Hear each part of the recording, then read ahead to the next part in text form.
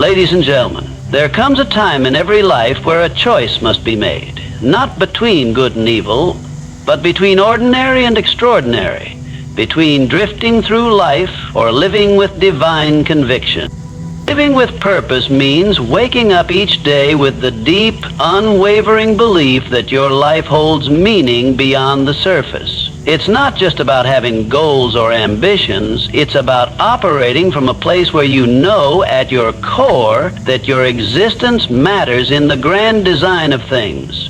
When you act as if you're on a mission from God, you don't casually approach your days. You approach them as sacred opportunity. Every interaction becomes significant. Every task, no matter how small, is treated as a step toward fulfilling something greater than yourself.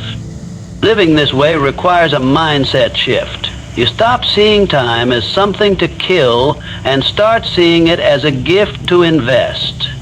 You begin to choose your actions with intention, the way you speak to people, the way you handle adversity, the way you carry yourself.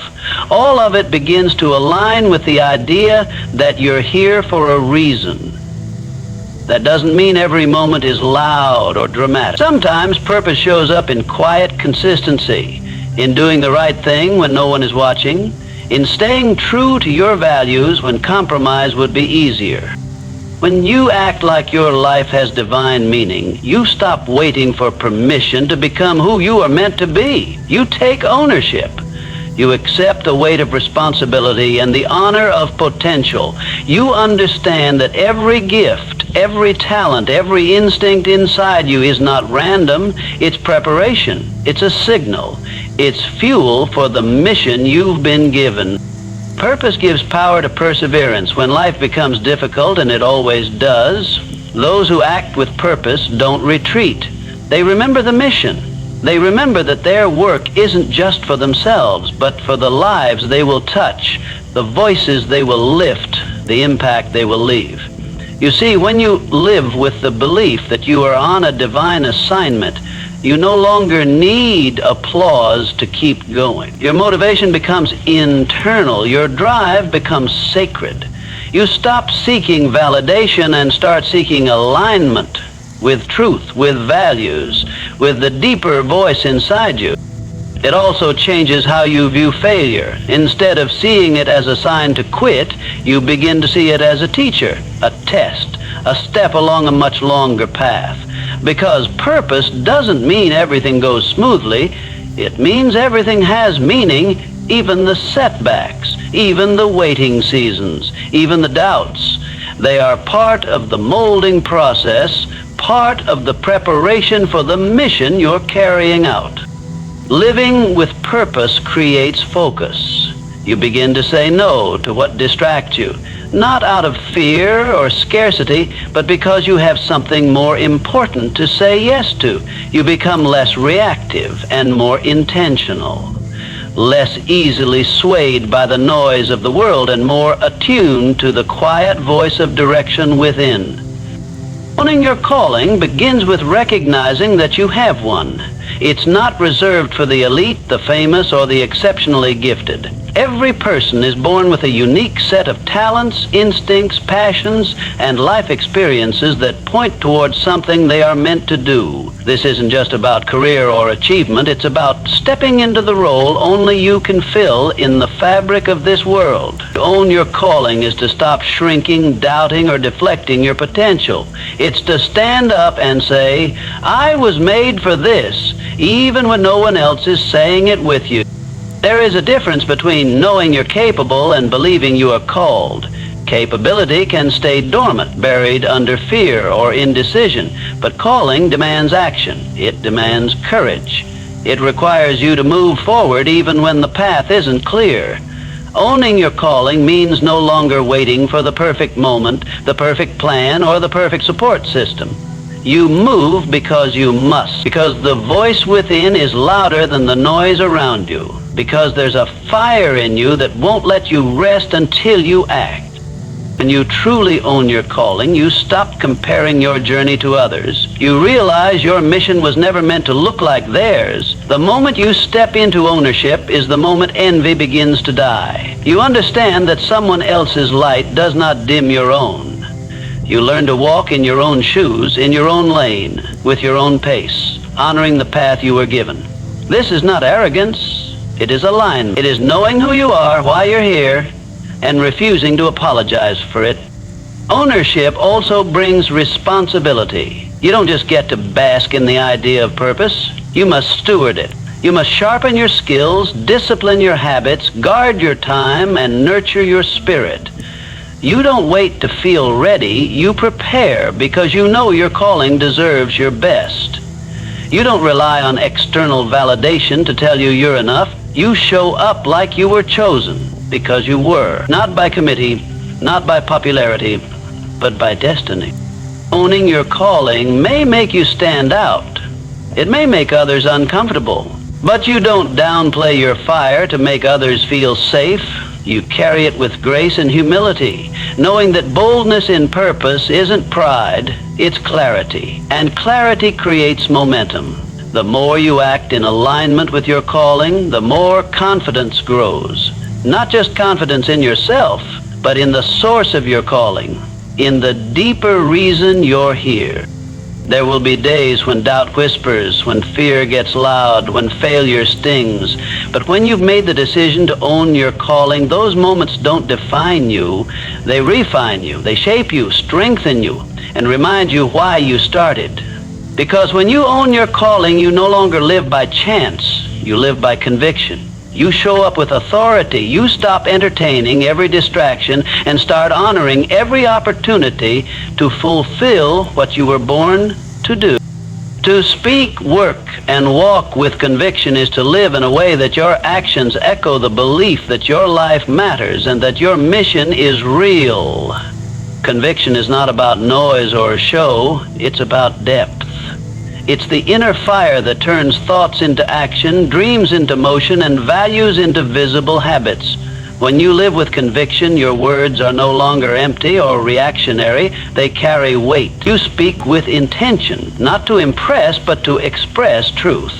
You don't just say what sounds good. You say what aligns with your core. Even in casual conversations, there's a tone of clarity and purpose because you're not just talking, you're speaking from a grounded place. Conviction gives your work a different kind of energy. You don't just clock in and go through the motions. You approach your tasks as if they matter, because to you, they do. Whether you're building a business, raising a family, mentoring someone, or pursuing a dream, conviction transforms how you show up. You become more focused, more resilient, more creative. You're not driven by a paycheck or praise, but by a deeper sense of mission. You put your hands to the task with excellence, not because someone is watching, but because you are watching. You know your work reflects your commitment to your purpose.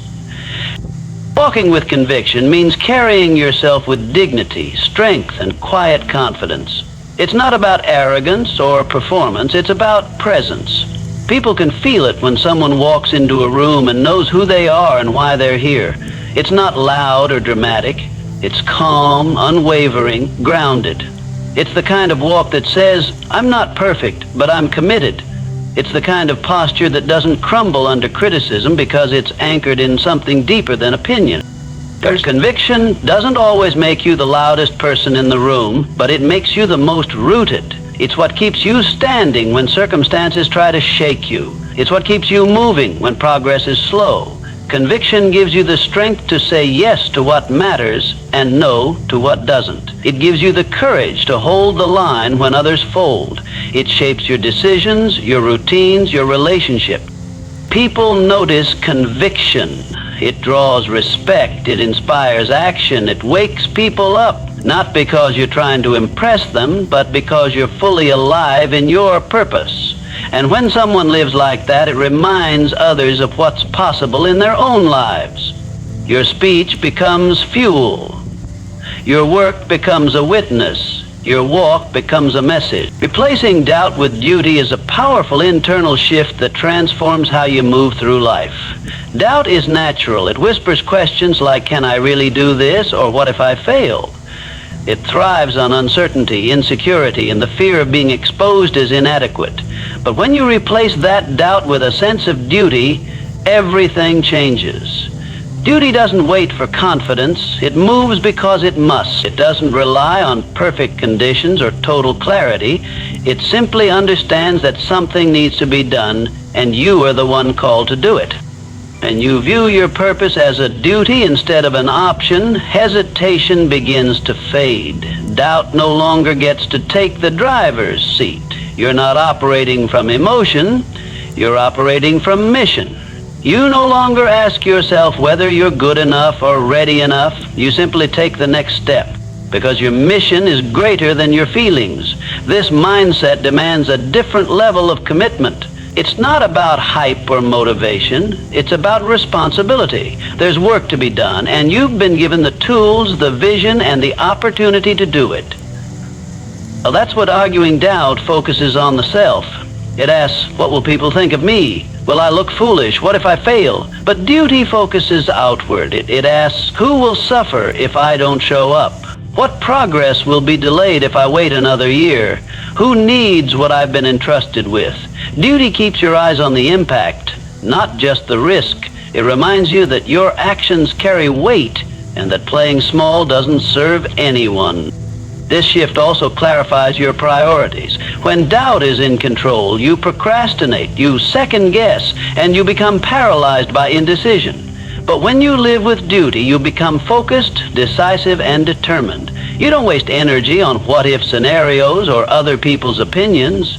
You align your time, energy, and resources with what must be done. Duty demands discipline, not out of obligation, but out of honor. You respect your mission enough to treat it seriously. Replacing doubt with duty also empowers you in moments of fear. Fear doesn't vanish, it's just no longer in control. You may feel the nerves, but you act anyway. You may feel uncertain, but you trust your preparation, your values, and your calling more than your anxiety. You become someone who moves forward, not because everything feels easy, but because your duty compels you. You understand that hesitation has a cost, and that courage isn't the absence of fear. It's obedience to purpose in the presence of fear.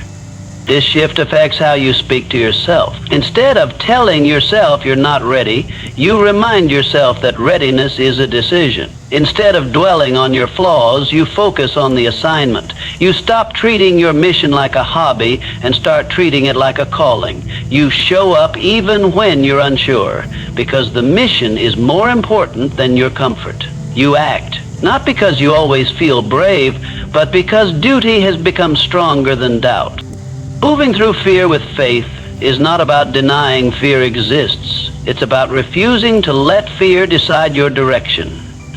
Fear is a natural part of life. It warns, it protects, it pauses, but left unchecked, it also paralyzes. It tells you to wait, to shrink, to avoid the unknown.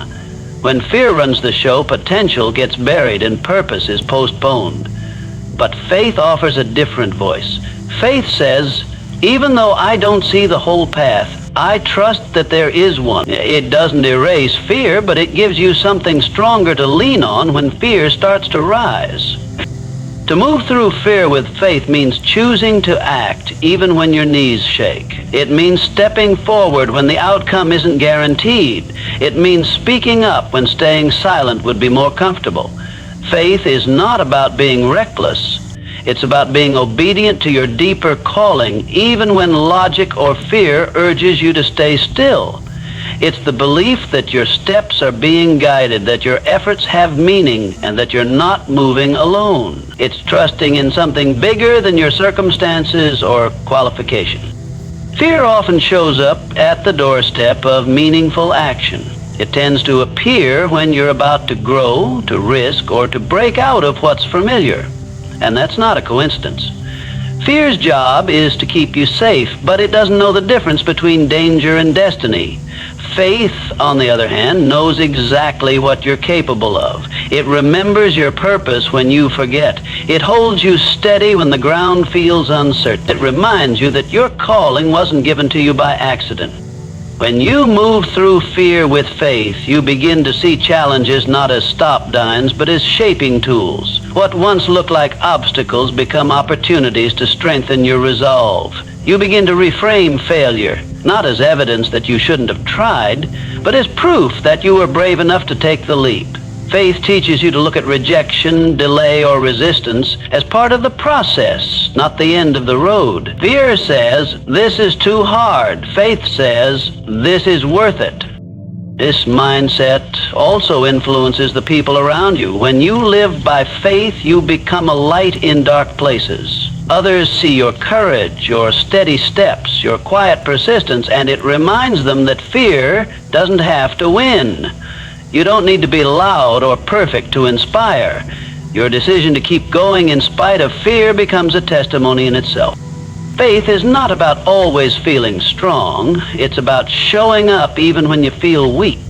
It's waking up and choosing to believe that progress is possible even if you don't see it yet. It's reminding yourself that the fear you feel is temporary, but the purpose you carry is eternal.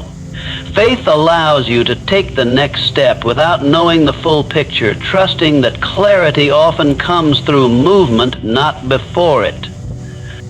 Ignoring outside noise is essential when you're living with purpose, because the world is loud with opinions, expectations, and distractions that have nothing to do with your calling. Everyone has something to say about what you should do, how you should live, what's realistic and what's not. If you spend your life chasing approval or trying to fit into other people's molds, you lose the voice that matters most, your own. Ignoring outside noise doesn't mean rejecting wisdom or being closed off to feedback. It means knowing the difference between constructive input and voices that derail your mission. The noise can come from anywhere. It can come from people who love you but don't understand you. It can come from critics who've never built anything themselves. It can come from the culture that pushes surface over substance, speed over depth, conformity over authenticity. If you're not careful, that noise can drown out your instincts. It can talk you out of action, delay your progress, and make you question what you once felt so sure of. But when you've anchored yourself in purpose, you begin to filter what you hear. You learn to ask, is this voice leading me closer to what I was made for, or further away? Living with purpose requires focus, and focus demands boundaries. You can't listen to every opinion, follow every trend, or react to every criticism and still stay on track. Part of maturity is realizing that not every voice deserves access to your attention. You begin to choose your influences carefully. You become intentional about who you let speak into your life. And you understand that silence is often more powerful than reaction. You don't need to explain your vision to everyone. You don't need to defend your passion to those who are committed to misunderstanding it. Some things are too sacred to argue over. Ignoring outside noise also means trusting your inner compass. The more you act in alignment with your values, the stronger your intuition becomes. You start to hear the difference between truth and distraction. You start to recognize when something feels forced or off course. You stop moving just because others are moving, and you begin to honor your own rhythm. This doesn't mean you have all the answers. It means you're willing to walk your path even when it doesn't look like anyone else's. It also takes courage, because tuning out the world can sometimes feel lonely. You might lose the crowd, but you gain clarity. You might lose approval, but you gain authenticity. And what you gain is far more valuable than what you leave behind. Purpose is not about popularity, it's about alignment. And alignment often requires quiet. You can't hear your calling clearly when you're constantly tuned in to everything and everyone around you. Organ hallelujah. To ignore the noise is to protect your purpose. It's to recognize that not everyone will get it, and that's okay. Your life is not up for public vote. Your path is not up for universal validation. The more you grow, the more comfortable you become with being misunderstood. You stop looking for applause and start listening for alignment. Pursuing impact instead of just success shifts your entire approach to life and work. Success, as the world defines it, often revolves around achievements that are visible. Status, money, accolades, recognition. These things are not inherently wrong, but they are temporary. They come and go, and they can be taken or lost.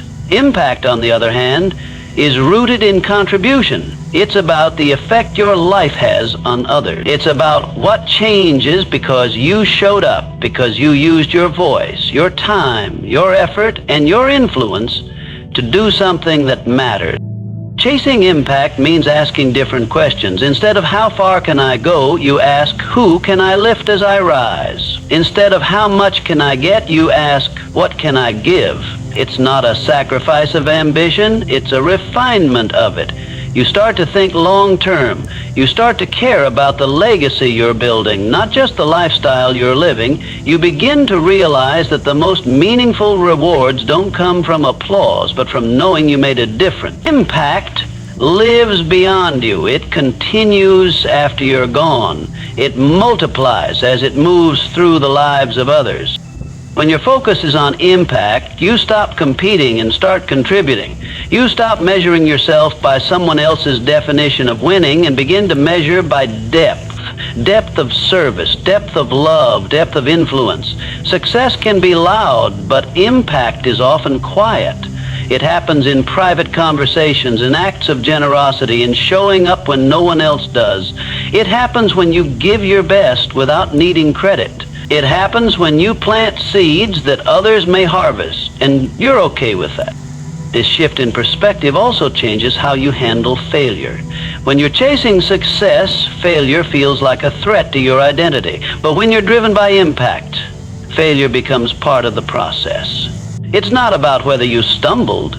It's about whether you kept serving, kept trying, kept growing. Impact-minded people are resilient because they're not driven by ego, they're driven by purpose. They understand that real influence often comes through adversity. It's not just your victories that make a difference, but how you navigate your challenges and how you use them to lift others. Impact also expands your vision. You begin to care about more than just your circle, your platform, or your benefit. You start to think about future generations. You think about what kind of world you're helping to shape. You look at your work, your words, your relationships, and ask, what does this leave behind? That question becomes your compass. It shapes how you spend your time, how you lead, how you love, and how you serve. It reminds you that greatness isn't just about rising, it's about raising others as you rise. This is. The pursuit of impact keeps you grounded. It keeps you aligned with something deeper than vanity or comparison. You become less interested in being impressive and more interested in being useful. You start to realize that the highest form of success is a life that made other lives better. Living like your life is divine assignment is a radical act in a world obsessed with convenience, comfort, and conformity. It means seeing your time, your gifts, your relationships, and your influence as sacred, not something to waste or casually drift through. When you embrace your life as a divine assignment, you stop treating each day as something to survive and start treating it as something to steward. You begin to understand that you're not just here to exist or consume, you're here to build, to serve, to create, to heal, to leave things better than you found them. This kind of mindset redefines your relationship with responsibility. It doesn't feel heavy or burdensome, it feels purposeful. You don't just go through the motions or live on autopilot. You become intentional about how you spend your energy because you know you're here for something bigger than yourself. The way you show up at work, the way you treat people, the way you carry yourself, all of it begins to reflect the weight of that assignment. And you're not waiting for a title, a platform, or permission. You've already been chosen. You live like someone who was placed here for a reason. When you believe your life is a divine assignment, you stop chasing empty things. You're not swayed by trends, fads, or fleeting validation. You operate from a deeper sense of clarity. You understand that not everything is worth your attention and not every opportunity is aligned with your calling.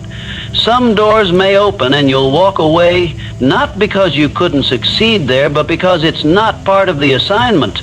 This is discernment. This is spiritual maturity. This is what happens when you live on mission rather than by impulse. This perspective also transforms how you handle difficulty. Challenges stop feeling like punishments and start becoming part of the process. Every test becomes a tool. Every delay becomes a development moment. When you live like your life is a divine assignment, you trust that even the pain has purpose. You're not crushed by disappointment, you're refined by it.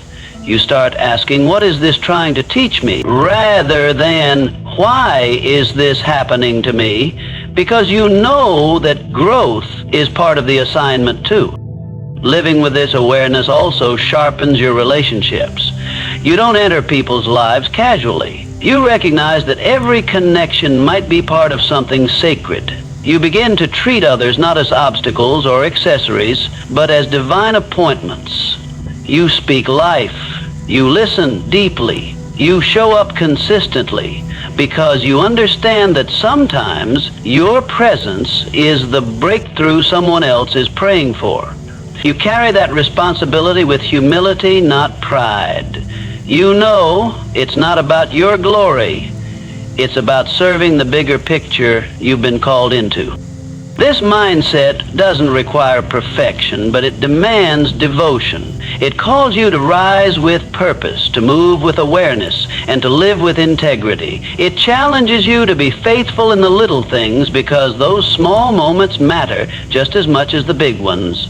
Every task becomes sacred. Every interaction becomes an opportunity. Every moment becomes part of a greater tapestry being woven beyond what you can always see.